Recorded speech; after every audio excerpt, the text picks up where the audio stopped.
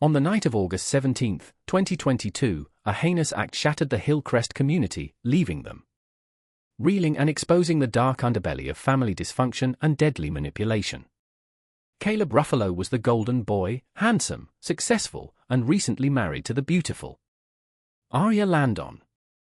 They were the couple everyone aspired to be. Their love story, the stuff of local legend.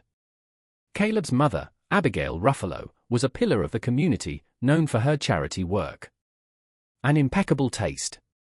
From the outside they seemed like the perfect family, but appearances can be deceiving. Caleb Ruffalo was born and raised in Hillcrest, the only child of Abigail and the late Gregory Ruffalo. From an early age it was clear that Caleb was destined for greatness, at least in the eyes of his doting mother.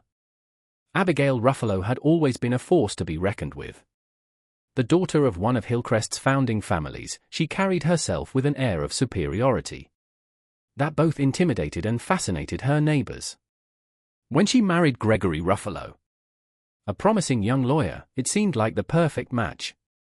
But Gregory's untimely death when Caleb was just 7 left Abigail a widow, intensifying her already fierce devotion to her only child. Abigail's love was all-encompassing, bordering on obsessive.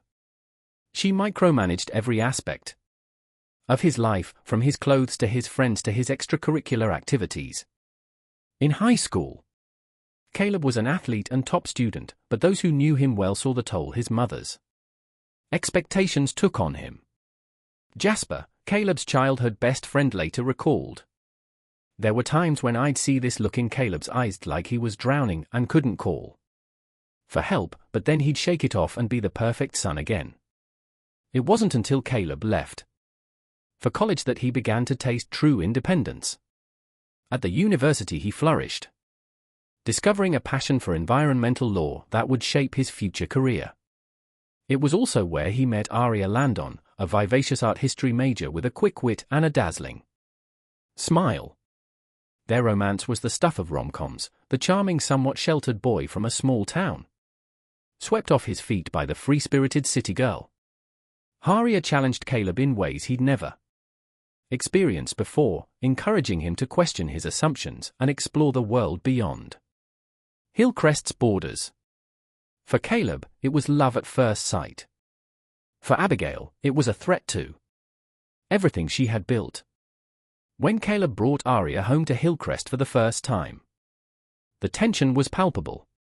Abigail's smile never reached her eyes as she appraised the young woman who had captured her son's heart. Sharia, for her part, did her best to win over her boyfriend's mother. But it quickly became clear that nothing she did would ever be good enough. Despite Abigail's thinly veiled disapproval, Caleb and Aria's relationship blossomed. They married in a lavish ceremony 2 years after graduation, with all of Hillcrest in attendance. As Caleb kissed his bride, onlookers would later swear they saw a shadow cross Abigail's face. The newlyweds settled in Hillcrest, where Caleb joined a prestigious law firm, and Aria took a job curating the local art museum. From the outside, they seemed to have it all: successful careers, a beautiful home, and a love that appeared unshakable.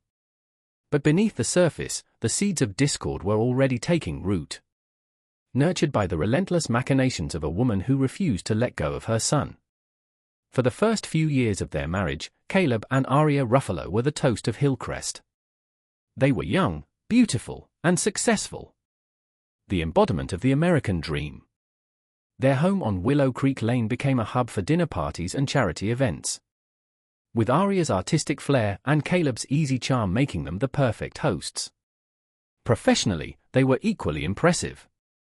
Caleb quickly made a name for himself at Hillcrest, specializing in environmental law cases that often put him at odds with big corporations. His passionate advocacy and sharp legal mind earned him the respect of colleagues and opponents alike. Aria, meanwhile, breathed new life into the art museum, curating exhibits that drew visitors from all over the state and put their small town on the cultural map. Eliza, owner of the local bakery and a close friend of the couple, remembered those early days fondly. They were like something out of a movie. The way they looked at each other even after years of marriage, it was magical. We all wanted what they had. But as with all things that seemed too good to be true, cracks began to appear in the Ruffalo's perfect facade.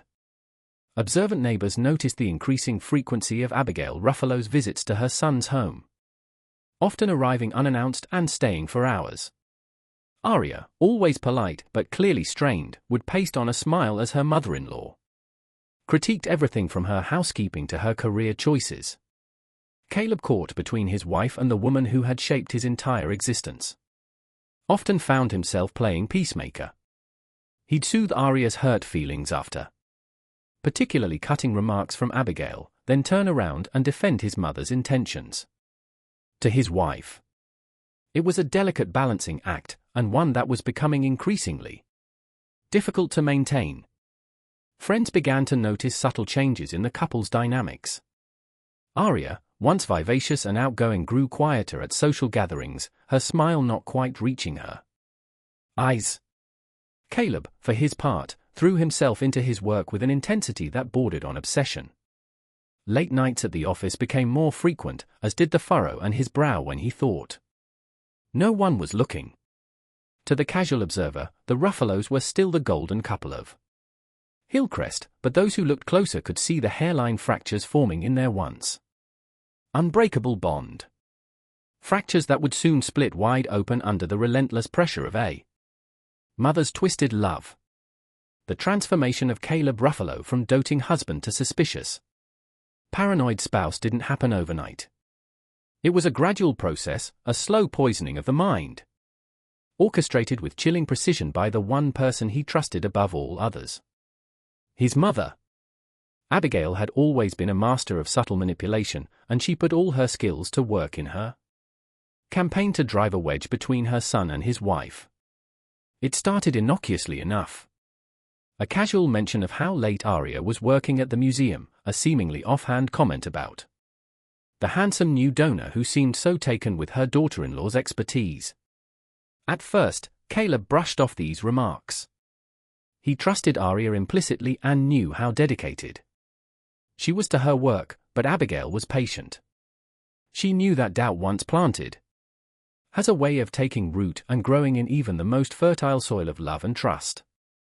As weeks turned into months, Abigail's insinuations became more pointed. She'd call Caleb at odd hours, voice laden with concern, to report that she'd driven by the house and noticed Aria's car was gone. Or she'd mention almost as an afterthought that she'd seen Aria having lunch with a male colleague, their heads bent close together in what looked like an intimate conversation. Each seed of doubt she planted found purchase in Caleb's mind, fed by his own insecurities and the stress of his demanding career. He began to notice things he'd overlooked before. The way Aria's phone would sometimes buzz late at night, the new clothes she'd bought for work, the vague answer she gave when he asked about her day. Roslyn Patel, a paralegal at Caleb's firm, later recalled to the police about the subtle changes she observed in her colleague. Caleb had always been focused, but suddenly he seemed distracted, checking his phone constantly and disappearing for long lunches. I remember one day, I overheard him on the phone with his mother. And the look on his face, it was like he'd seen a ghost. As Caleb's suspicions grew, so did the distance between him and Aria. The easy intimacy they had once shared gave way to stilted conversations and long silences. Aria, sensing her husband's withdrawal but unsure of its cause, tried to bridge the growing gap between them.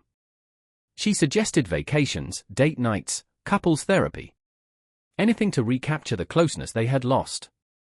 But Caleb, his mind clouded by doubt and his ear filled with his mother's poisonous whispers, interpreted Aria's efforts as attempts to assuage her guilty conscience. Every loving gesture became suspect, every explanation a potential lie. In the echoing halls of the Ruffalo house, a clock was ticking down to tragedy, its ominous rhythm drowned out by the sound of a family falling apart. As Caleb's suspicions reached a fever pitch, Abigail Ruffalo set in motion the most audacious and horrifying phase of her plan. No longer content with mere insinuations, she embarked on an elaborate scheme to fabricate concrete evidence of Aria's infidelity. Evidence so compelling that it would shatter the last vestiges of trust between husband and wife. Abigail's first step was to create a digital trail of deception. Using her considerable financial resources, she hired a skilled hacker from the dark web to infiltrate Aria's phone and email accounts. This shadowy figure, known only by the alias Phantom, worked tirelessly to construct a false narrative of betrayal. Fabricated text messages appeared on Aria's phone, detailing clandestine meetings and passionate encounters with a fictional lover. Emails with suggestive subject lines and cryptic content materialized in her inbox. Even Aria's social media accounts were subtly altered, with likes and comments on an attractive male colleague's posts, backdated to create the illusion of a long-standing flirtation, but Abigail knew that digital evidence alone might not be enough. She needed physical proof, tangible items that Caleb could see and touch, to drive home the reality of his wife's supposed betrayal and her Liam Howard. A down on his luck actor Abigail had met at a local theatre production. Charismatic but struggling to make ends meet, Liam was the perfect unwitting accomplice in Abigail's scheme. She approached him with what seemed like an innocent request to pose for a few innocent photos with a local artist, Aria, for a community project. Liam, flattered by the attention and eager for the promised payment, agreed without hesitation. Over the course of several weeks, Abigail orchestrated chance encounters between Liam and Aria at the museum, at local cafes, even on the street. Each time she was there, hidden from view, snapping photos that when taken out of context could be interpreted as evidence of a budding romance. As a final touch, Abigail purchased items she knew would inflame Caleb's jealousy. A man's watch. Not his style, but expensive and engraved with a lover's message. Hotel receipts for rooms never actually booked, a scrap of paper with a lipstick kiss, and an unfamiliar phone number. These items were carefully planted around the Ruffalo house. The watch accidentally dropped behind a dresser. The receipt stuffed in a rarely used desk drawer. The lipstick paper hidden in the pages of one of Aria's art books.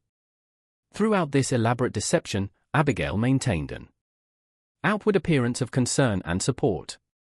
To the outside world, she was the picture of a caring mother-in-law, expressing worry over the apparent distance growing between Caleb and Aria. This public persona served a dual purpose. It deflected any potential suspicion from herself, while also reinforcing the narrative of Aria's guilt in the minds of those around them. As Abigail's web of lies grew ever more complex, she remained eerily calm, meticulously checking and double-checking every aspect of her plan.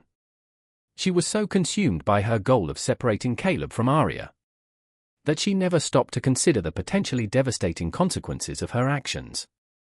In her journal later discovered by investigators, Abigail wrote, "He will thank me for saving him from her clutches." The stage was set, the players unknowingly in position. All that remained was for Abigail to present her evidence to Caleb, and watch as her carefully constructed house of cards came crashing down around them all. August 17, 2022, dawned like any other summer day in Hillcrest. The air was thick with humidity, promising afternoon thunderstorms. Caleb Ruffalo left for work early. His goodbye to Aria perfunctory and cold. Aria, her heart heavy with the weight of their unspoken issues, busied herself with preparations for an upcoming exhibition at the museum. Neither of them could have imagined the storm that was about to break over their lives. At precisely 2:17 p.m., Abigail Ruffalo called her son, her voice trembling with what seemed like genuine distress. "Caleb," she said, "you need to come home. There's something you have to see. It's about Aria. Please hurry, Caleb." His mind immediately jumping to the worst conclusions. Left work without a word to his colleagues. He broke several speed limits on his way home. His hands gripping the steering wheel so tightly his knuckles turned white. He found Abigail waiting for him in the driveway. her face a mask of sorrow and sympathy. Inside, she led him to the dining room table where she had artfully arranged her collected evidence of Aria's infidelity. For nearly an hour, Abigail walked Caleb through her fabricated proof, weaving a tale of betrayal so convincing that it shattered the last remnants of his trust. She showed him the doctored photos, the fake text messages, the planted items. Each piece of evidence driving the knife of betrayal deeper into his heart. "Caleb, I'm so sorry," Abigail said, her eyes brimming with crocodile tears. "I didn't want to believe it either. But you deserve to know the truth. You deserve better than this." As Abigail's words echoed in his ears, something inside Caleb snapped. Years of pent-up insecurity, of feeling not quite good enough came rushing to the surface. The man who prided himself on his logical mind and calm demeanor was gone, replaced by a creature of pure primal rage. When Aria returned home at 6:45 p.m., she found Caleb waiting for her. His eyes wild, his body trembling with barely contained fury. The confrontation that followed was brutal and swift. Caleb hurled accusations at his bewildered wife, each word laced with venom and hurt. Aria, caught completely off guard, tried desperately to make sense of her husband's tirade. She denied the allegations, begged Caleb to listen to reason, to believe in their love, but Caleb was beyond reason, beyond love. In his mind, twisted by his mother's lies, Aria's denials were just further proof of her deceit. What happened next occurred in a matter of minutes, but would haunt the residents of Hillcrest for years to come. In a blind rage, Caleb lashed out physically at Aria for the first time in their relationship. He pushed her head striking the corner of the marble kitchen island with a sickening crack. Aria crumpled to the floor, a thin line of blood trickling from her temple. For a moment, the world seemed to stand still. Then, as the reality of what he'd done came crashing down on him, Caleb fell to his knees beside his wife's motionless body. As the police led a shell-shocked Caleb away in handcuffs, Abigail Ruffalo stood in the shadows of the house she had so meticulously filled with lies. Her face was a mask of horrified concern, but deep in her eyes, a flicker of triumph could be seen. A triumph that would prove to be devastatingly short-lived. The news of Aria Ruffalo's death sent shockwaves through Hillcrest, the community that had once looked up to Caleb and Aria as the perfect couple, now found itself grappling with the ugly reality of domestic violence and murder. In the immediate aftermath, Caleb Ruffalo was arrested. He offered no resistance seemingly, in a state of shock as he was led away from the home he had shared with Aria. His initial statements to the police were disjointed and confused, alternating between professions of love for Aria and accusations of her infidelity. The investigation, led by Detective Image and Quality of the Oregon State Police, quickly focused on unraveling the events that had led to this tragic outcome. Quality, a veteran investigator with a reputation for thoroughness, sensed early on that there was more to this case than a simple crime of passion. As news crews descended on Hillcrest, turning the quiet town into the center of a media frenzy, Detective Quality and her team began the painstaking process of piecing together Caleb and Aria's final days. They interviewed friends, colleagues, and neighbors, building a picture of a couple that had seemed perfect on the surface, but had been struggling with growing tensions. One of the first red flags came during the interview with Eliza Carruthers, the local baker who had been close to the couple. She mentioned offhandedly that she had seen Abigail Ruffalo at the Ruffalo residence on the day of the murder, leaving just before Caleb arrived home. This contradicted Abigail's initial statement that she had only come to the house after receiving a distressed call from her son. As they dug deeper, more inconsistencies began to emerge. The evidence of Aria's infidelity that Caleb cited in his rambling confessions didn't match up with her known whereabouts and activities.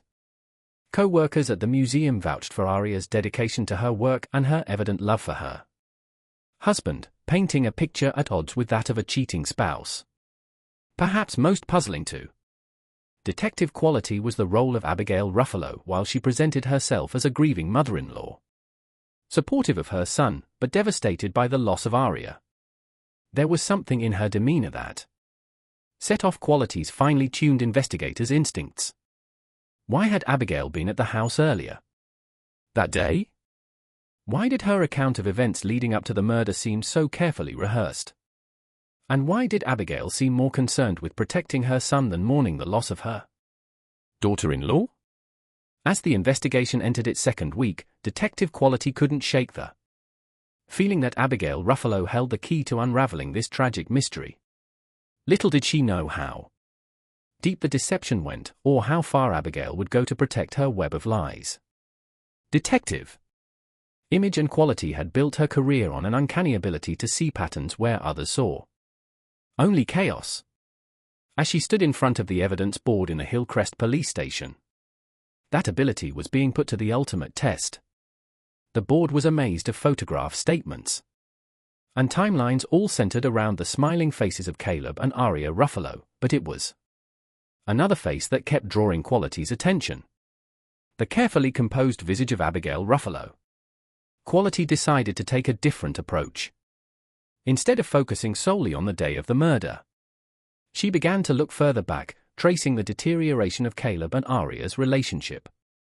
It was during this process that she noticed a curious pattern. Each major argument between the couple, each instance of Caleb's growing suspicion, seemed to be preceded by an interaction with Abigail. Phone records showed long calls between mother and son, often late at night or early in the morning. Witness statements placed Abigail at her near the Ruffalo residence, with increasing frequency in the months leading up to the murder. But the real breakthrough came when Quality decided to look into Abigail's financial records, hidden beneath layers of clever accounting. Was evidence of payments to offshore account. One payment made just days before the murder was to an entity known only as Phantom. Quality's team traced this payment to a known hacker, one with a reputation for being able to fabricate digital evidence. This discovery led to a deeper dive into the proof of Aria's infidelity that had driven Caleb to his fatal actions. As they examined Aria's phone and email records, inconsistencies began to emerge. Messages that Caleb claimed to have seen were nowhere to be found in the phone's memory. Emails appeared to have been inserted into Aria's account from an external source, but perhaps the most damning evidence came from an unexpected source.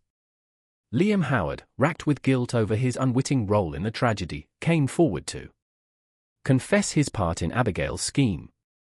His testimony provided the missing link, explaining how Abigail had manufactured the appearance of an affair where none existed. Liam Howard sat in the interrogation room, his once handsome face haggard with guilt and lack of sleep. Across from him, Detective Quali waited patiently as the young actor gathered the courage to tell his story. Abigail was so convincing, Liam said, running a shaky hand through his hair. She said it was to help her daughter-in-law feel more confident in social situations. As Liam's story unfolded, the full scope of Abigail's deception became clear. She had used Liam as an unwitting pawn, carefully orchestrating chance encounters with Aria and documenting them for later use. The photos she took were then skillfully edited to create the illusion of an illicit affair. It wasn't until Liam saw the news of Aria's death that he realized the horrifying consequences of his involvement. Overwhelmed by guilt, he had initially gone into hiding, terrified of what might happen if the truth came out. But as the days passed, the weight of his conscience became too much to bear.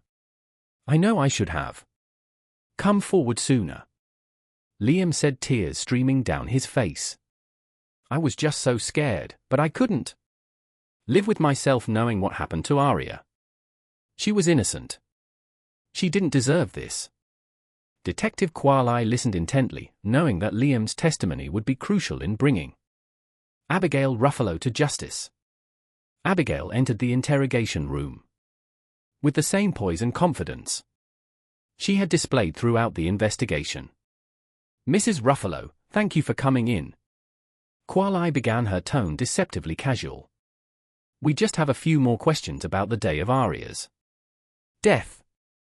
For the next hour, Quali led Abigail through a carefully constructed series of questions, slowly but surely backing her into a corner. She presented phone records showing Abigail's presence at the house earlier than she had claimed, financial documents linking her to the hacker known as Phantom, and finally, Liam Howard's damning testimony. In that moment of unguarded emotion, Abigail sealed her own fate. Her impassioned defense became a confession, pouring out a torrent of justifications and accusations. She spoke of her fear of losing Caleb, of her certainty that Aria would eventually hurt him, of her belief that she alone knew what was best for her son. In the weeks that followed, the true extent of Abigail's machinations came to light. The community of Hillcrest, already reeling from Aria's death, was forced to confront the darkness that had been lurking beneath their picturesque small-town veneer. The trials of Caleb and Abigail Ruffalo captivated the community, shining a spotlight on the quiet town of Hillcrest and the tragedy that had unfolded there. The courthouse was packed each day, with reporters and curious onlookers jostling for a glimpse of the mother and son, whose actions had resulted in the death of an innocent woman. Caleb's trial came first, his defense team, recognizing the overwhelming evidence of his physical act, opted for a plea of temporary insanity, arguing that the elaborate deception orchestrated by his mother had driven him to a mental breaking point. After weeks of testimony from mental health experts and character witnesses, the jury found Caleb guilty of manslaughter rather than murder. He was sentenced to 15 years in prison, with the possibility of parole after 10. Abigail's trial, by contrast, was a study in calculated malice. The prosecution painted a damning picture of a manipulative, obsessive mother, whose actions directly led to the death of her daughter-in-law, despite her attempts to portray herself as a concerned parent who had simply gone too far. The jury was unconvinced. Abigail Ruffalo was found guilty on all counts, including conspiracy to commit murder. She was sentenced to life in prison without the possibility of parole. The sentencing brought little comfort to those most affected by the tragedy. Aria's family, present throughout both trials, spoke of the void left by their daughter's death and the difficulty of finding forgiveness in the face of such calculated cruelty.